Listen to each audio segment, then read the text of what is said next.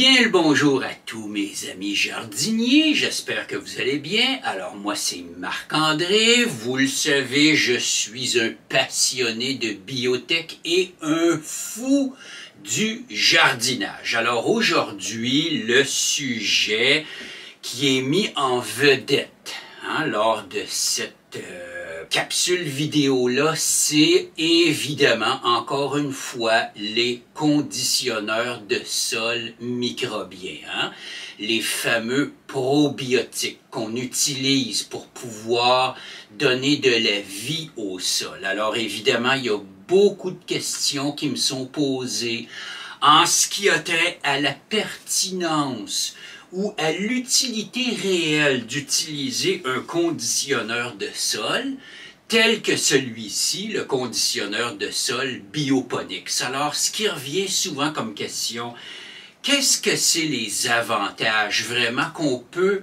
tirer avec l'utilisation d'un outil microbien comme ça? Parce qu'après tout, là, bien évidemment, il y a les engrais, il y a les engrais de synthèse, les fameux engrais qui sont formulés sur une base NPK, là, les engrais de formule chimique. Alors ça, on sait que ça fonctionne très bien, et c'est vrai. Puis il y a également les engrais organiques. Bon, si on veut jardiner biologique, bien évidemment, c'est une bonne idée d'utiliser des engrais biologiques. Fait que ça va, le message passe bien. Mais un conditionneur de sol, voyons, ça sert à quoi exactement?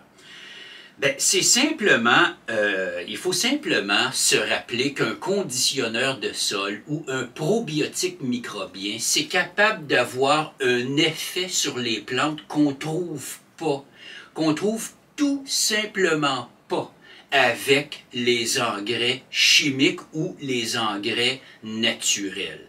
Et puis, il y a trois éléments très importants d'action, des principes de fonctionnement des conditionneurs microbiens qui sont à l'œuvre lorsqu'on utilise un outil microbien comme par exemple, surtout, le conditionneur de sol Bioponix. Alors, ces trois effets-là vont faire l'objet de trois capsules vidéo. Alors, le premier effet, c'est que ça possède un effet très marqué sur la symbiose rhizophagique. C'est un accentuateur de ce qu'on appelle la symbiose rhizophagique. Le deuxième effet marqué d'un conditionneur de sol ou d'un outil microbien, c'est de favoriser la différenciation des cellules souches du méristème. Alors ça va faire l'objet d'une deuxième capsule vidéo. Et puis il y a un troisième effet qui est absolument très bien conféré par les conditionneurs de sol microbiens. Et puis c'est un effet concerne l'induction, facilité des mécanismes de défense des végétaux contre leurs ennemis naturels. Alors vous comprenez que oui, c'est vrai qu'une plante bien nourrie va bien se développer. Ça, il n'y a pas d'erreur là-dessus.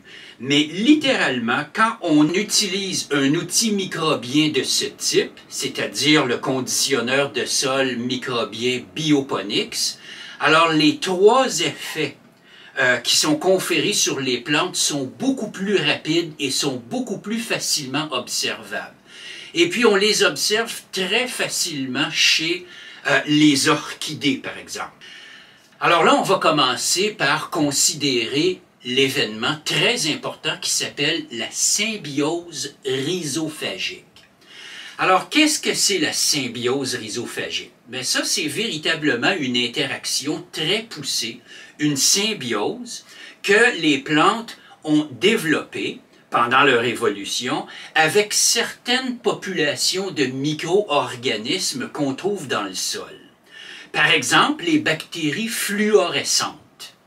Alors, les bactéries fluorescentes font partie d'un groupe bactérien qui s'appelle les PGPR. En anglais, c'est Plant Growth Promoting Rhizobia. Alors ça, c'est des bactéries qui sont impliquées directement dans la promotion de la croissance des plantes. Et ce mécanisme-là a été découvert récemment, c'est la symbiose rhizophagique. Alors, pour vous l'expliquer, une bactérie de type PGPR qui se promène dans le sol possède tous les organes de locomotion pour pouvoir explorer un peu partout dans le sol, pour pouvoir aller chercher les éléments nutritifs dont la plante a besoin, parce que c'est inscrit jusque dans ses gènes. Hein? Cette bactérie-là, qui possède de nombreux flagelles, comme par exemple les bactéries fluorescentes, Pseudomonas aeruginosa, par exemple, ou Pseudomonas fluorescens, ou Pseudomonas putida. Alors ça, c'est des bactéries qui possèdent des organes de locomotion très élaborés et elles sont très mobiles dans le sol. Évidemment, elles ont une membrane externe, et puis en dessous, il y a une paroi cellulaire qui est relativement mince, mais qui est solide. Puis en dessous de ça, on retrouve la membrane cytoplasmique. Alors ça, c'est l'architecture d'une bactérie de ce type-là. Et elle se promène et elle va chercher toutes sortes d'éléments nutritifs qui sont facilement absorbés par la plante, comme par exemple l'azote assimilable sous la forme de nitrate. Par exemple, le phosphore assimilable. Également le potassium assimilable, le fer assimilable, le soufre assimilable, le cobalt assimilable. Tous les éléments essentiels qu'on trouve dans le sol, c'est-à-dire les macronutriments, les micronutriments, de même que les oligoéléments, tout ça s'est ramassé un par ces bactéries-là. Ensuite, la bactérie, une fois qu'elle a fait le plein d'éléments nutritifs pour la plante, bien, elle revient vers la plante et c'est un peu comme si elle se déshabillait. Une fois qu'elle est rendue à proximité de la racine, qu'elle touche la racine de la plante, bien, la bactérie se déshabille, littéralement, un peu comme le font les effeuilleuses, là. Alors, les bactéries enlèvent leurs flagelles, elles enlèvent leur membrane externe, elles enlèvent également leur paroi cellulaire, et tout ce qu'on a, c'est une belle petite bactérie de forme ronde, dont la forme est conférée simplement par la membrane cellulaire. C'est tout. Alors la bactérie est littéralement mise à nu. Elle se met à nu elle-même. Et ensuite, un événement extraordinaire se produit. La bactérie trouve son chemin à l'intérieur même du tissu de la racine. Alors, elle s'infiltre à l'intérieur de la racine, un peu comme le font les amibes.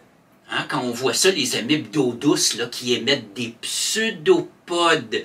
Hein, elles émettent des pseudopodes un peu partout pour pouvoir se promener dans l'environnement naturel, dans leur habitat naturel. Ben, les bactéries de type PGPR font exactement ça lorsqu'elles sont à l'intérieur des structures racinaires. Et elles se promènent là-dedans, et en faisant ça, elles se délestent des éléments minéraux immédiatement assimilables à la plante qu'elles ont ramassés dans l'environnement extérieur.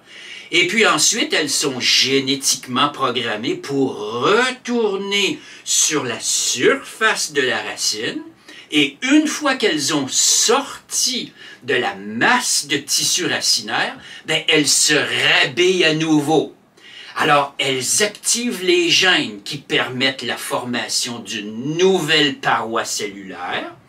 Elles activent les gènes qui permettent la formation d'une membrane externe, une structure très élaborée de membrane, avec les protéines qu'il y a dedans, de même que la fabrication de nouveaux organes de locomotion qu'on appelle des flagelles. Alors la bactérie se rebâtit une carapace extérieure et tous les organes de locomotion pour pouvoir ensuite retourner chercher des éléments nutritifs dans le sol. Alors, ce genre de choses-là, ça se fait des millions de fois à la seconde parce que le tissu racinaire est complètement envahi par ces bactéries-là qui font la navette entre l'intérieur de la racine et l'extérieur de la racine. Alors, c'est ce qu'on appelle la rhizophagie. C'est un peu comme si la racine absorbait ou se nourrissait des bactéries. En réalité, la plante ne mange pas, ne dévore pas les bactéries, mais c'est vraiment comme si les bactéries entraient dans la racine pour être comme consommées par la plante. Mais elles ne sont pas consommées, elles ne sont pas détruites, elles ne sont pas digérées. Elles se promènent dans le tissu racinaire pour pouvoir se délester des éléments nutritifs qu'elles ont patiemment ramassés. Alors, vous comprenez qu'un phénomène comme ça ne peut qu'être programmé génétiquement. Alors, il y a un dialogue très suivi entre la bactérie et la racine de la plante. Puis, on connaît très bien les genres bactériens qui favorisent ça. Et puis, ce qui est très intéressant, c'est que les bactéries de type PGPR se trouvent en très grande quantité dans le tube digestif des vers de terre. Alors maintenant, on comprend pourquoi une terre fertile contient beaucoup de vers de terre, parce que le système digestif des vers de terre est en réalité un bioréacteur. C'est un bioréacteur dans lequel les bactéries de type PGPR, qui sont essentielles à la nutrition des plantes, à la petite cuillère, élément par élément, se trouvent à l'intérieur du système digestif du ver de terre et elles s'y multiplient. Et puis lorsque le ver de terre fait ses déjections, qu'on appelle du vermicompost, bien évidemment, ça enrichit le sol avec ces populations microbiennes-là qui sont très bien connues de la science.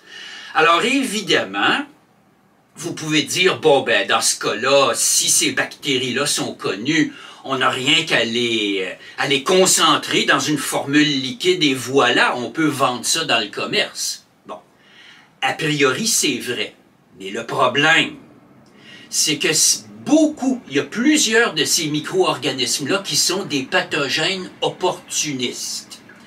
Alors évidemment, des pathogènes opportunistes, c'est pas vraiment facile de vendre ça dans le commerce pour une utilisation domestique. Hein? On peut carrément pas faire ça.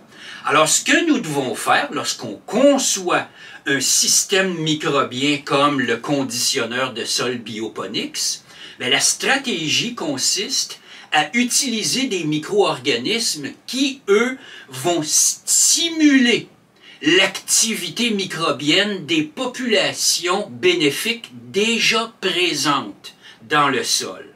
Alors ça permet au conditionneur de sol Bioponics d'être parfaitement homologué pour une utilisation résidentielle. Alors c'est parfaitement sécuritaire pour les humains, pour les animaux, pour les enfants, pour les poissons et pour les insectes pollinisateurs. Alors, c'est vraiment un outil microbien unique en son genre qui crée une pression sélective qui favorise avantageusement les populations de micro-organismes qu'on trouve déjà dans la Terre et qui sont impliqués dans la symbiose rhizophagique. Alors, c'est vraiment le premier élément du conditionneur de sol Bioponics. C'est un outil microbien très sophistiqué, qui est également très abordable et très facile à utiliser, de même que très concentré. On a besoin de seulement un demi-bouchon, c'est-à-dire 2,5 ml par litre d'eau pour conditionner le sol de n'importe quelle plante. Parce que voyez-vous, peu importe si c'est des orchidées, peu importe si c'est des bananiers comme Valérie ici présente, et qui écoute tout ça avec beaucoup d'attention. Je le sais que t'aimes ça, t'écoutes ça, ces choses-là. De même que les plantes araignées, les vignes tropicales, ou les plantes maraîchères, le cannabis, les plantes à fleurs, absolument toutes les plantes, sans exception, font ce genre d'interaction-là avec la microflore bénéfique qu'on trouve dans le sol et qu'on accentue, qu'on encourage avec l'application régulière de ce conditionneur de sol-là. Alors, vous comprenez que les plantes sont formidablement bien nourries, et ce, naturellement. Alors voilà, ça explique le rationnel de l'utilisation d'un outil microbien comme ça. Puis là, vous comprenez que c'est beaucoup trop bon pour s'en passer. C'est très efficace, et puis il y a eu des années et des années de recherche qui ont été effectuées pour pouvoir amener à l'élaboration de cet outil microbien-là. Alors, c'est un produit que vous utilisez en toute confiance, puis en réalité, vous faites une faveur à vos plantes. Quand j'utilise ça avec mes orchidées, je leur fais une faveur. Quand j'utilise ça sur mes vignes, sur ma plante araignée, sur mon magnifique bananier d'Abyssinie ici, là, Valérie, elle adore sa petite dose hebdomadaire de conditionneur de sol microbien. La même chose pour les légumes, la même chose pour les rosiers. Si vous cultivez du cannabis, votre plante va adorer son traitement avec le conditionneur de sol Bioponics. Ça, c'est prouvé noir sur blanc. Alors, lorsqu'on utilise un conditionneur de sol comme ça, on encourage la production de denrées agroalimentaires fraîches, saines, locales, sans pesticides de synthèse et sans engrais de synthèse. Et puis ça, c'est parfait dans des objectifs comme l'agriculture urbaine, la résilience alimentaire, la souveraineté alimentaire, l'agriculture organique locale, à la portée d'absolument tout le monde. Ça, c'est le pouce vert pour vraiment pas cher. Alors, n'hésitez pas à consulter les vidéos de Bioponics. Observez comment les plantes réagissent bien avec ce conditionneur de sol-là. Merci beaucoup de partager les vidéos qui portent sur le sol vivant, parce que c'est exactement de ça qu'il s'agit. La révolution verte 2.0 va passer par l'utilisation du sol vivant de façon à renouveler la fertilité de la terre qui nous nourrit sur cette magnifique planète qui est en réalité notre seule et unique demeure miraculeuse dans tout l'univers. Alors, ça fait le tour des conditionneurs de sol microbien.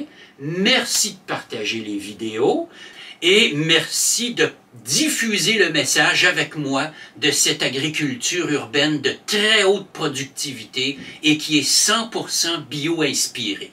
Alors, continuons à bien prendre soin de nos magnifiques orchidées, de nos vignes tropicales, de nos belles grosses plantes tropicales. Et bientôt, le printemps arrivera à nos portes et ça sera le temps de démarrer nos semis et de les encourager avec le conditionneur de sol Bioponics. Et quand on va prendre soin de nos plantes en pot à l'extérieur ou de nos plantes en pleine terre, on ne négligera pas de les chouchouter, de les bichonner avec l'outil microbien le plus perfectionné qui soit. Alors, en attendant, passez une bonne journée et à la prochaine!